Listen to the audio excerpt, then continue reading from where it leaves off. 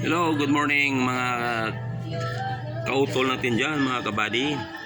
Ako po ay nandito ngayon sa aking harapan ng bahay kasi dumaan kanina dito yung mga nag-cleaning ng drainage pero di na matanggal yung mga manhole.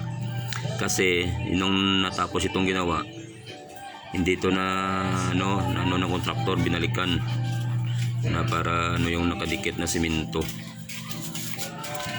Kaya ngayon, sarili tayong magbubulunter. Yan o, tayong mga drainage na yan. Mga manhole yan. Yun. Ilang meters lang mayroon ng manhole.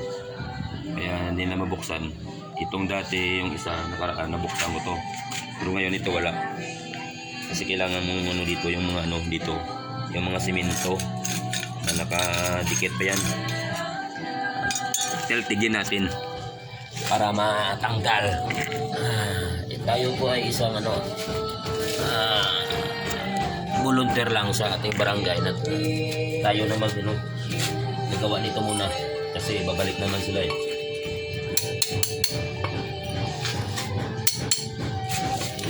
ikutan natin ng sinsil para matanggal yung nakadikit na simento.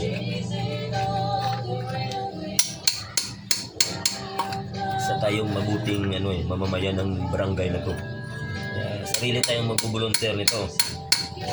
Wala tayong sahod dito sa barangay pero sarili naman natin na katulong tayo sa ating barangay sa paglinis na ng mga drainage system.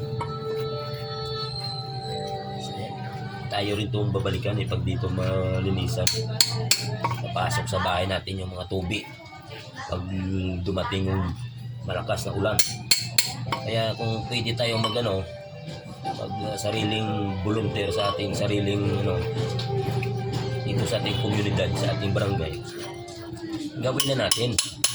Sarili tayo, tulong na dito para dito sa atin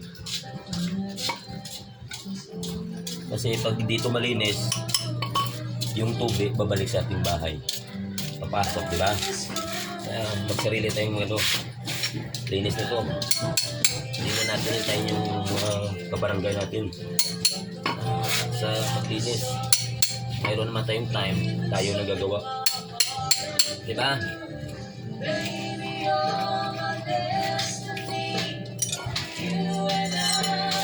Tulong lang mga tol.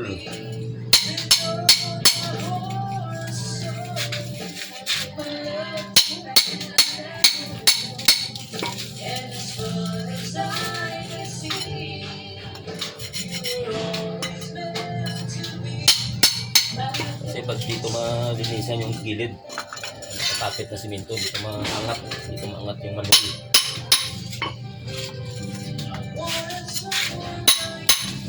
Gawa tayo ng kabutihan sa ating barangay kahit sa ganitong barangay. Tulong tayo, diba?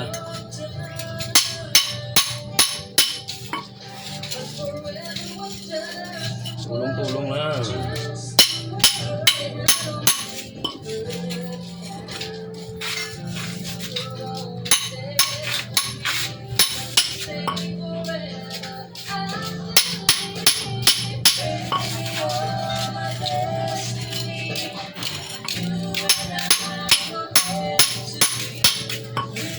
Tayo mga tol sa ating barangay, makatulong man tayo kahit ganito lang paraan.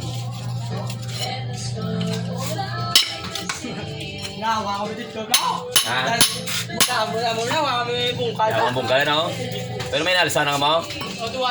Duwa na.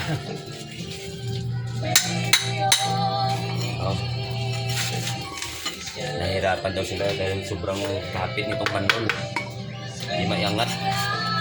Paano yun mabuksan pag hindi ito maangat, di ba? Mga basura dito sa loob na nakapasok.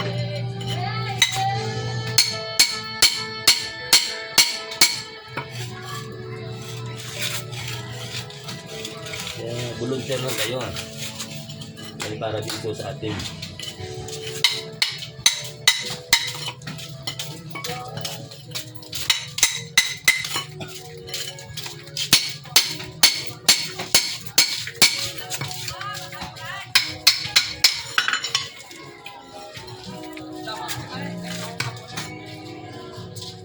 mga kautol, kabady natin dyan. Kung kaya natin mag-volunteer sa ating barangay, mag-volunteer tayo, di ba?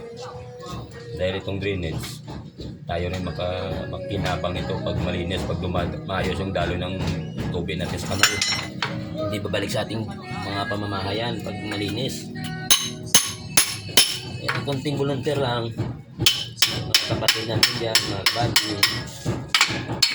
Hindi na kailangan yung hintay mo pang taga-barangay na maglinis. Eh kung mayroon ka malang time, ikaw na maglinis. Diba? Gawin mo na ng sarili. Yan importante.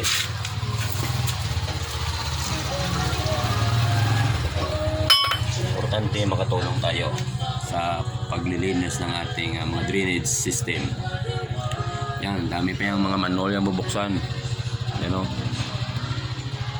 Isayin natin yan kung makayang maabot ko ng ating powers, di ba? Kaya mga tol, mga kabady, pag mayroong time sa inyong barangay, kung anong may tulong nyo, tutulong kayo. Voluntary. Walang sahod, di ba? Voluntary kasi. Yan.